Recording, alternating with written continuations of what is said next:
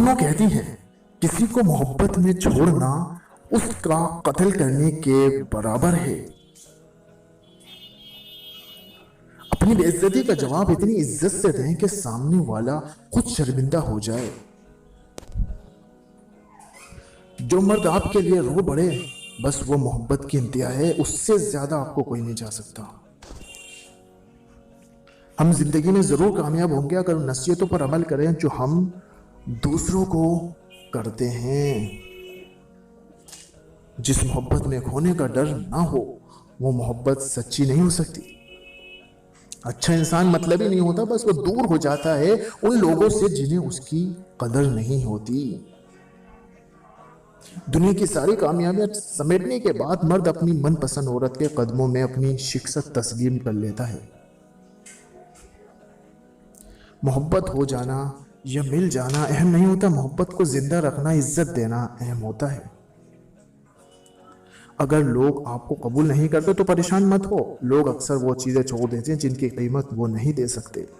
मर्द अगर सच्ची मोहब्बत करे तो वो गैर औरत की तरफ नहीं देखता, ना ही किसी गैर मर्द की नजरें अपनी औरत पर पड़ने देता है। अमूमन औरत मोम बस अपने मनपसंद मर्द के लिए होती है, वरना उससा पत्थर सा कोई नहीं।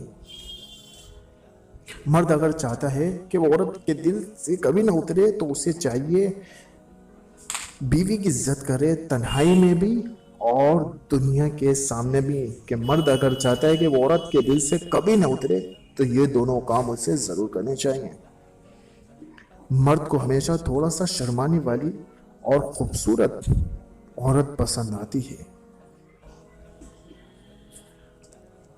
जिस मर्द को औरत से सच्ची मोहब्बत होगी वो उस औरत का साथ कभी नहीं छोड़ेगा, मर जाएगा। गलती ना होने के बावजूद, सब खत्म होने या करीब होने के बावजूद उसे खोने के डर से माफी मांग लेगा।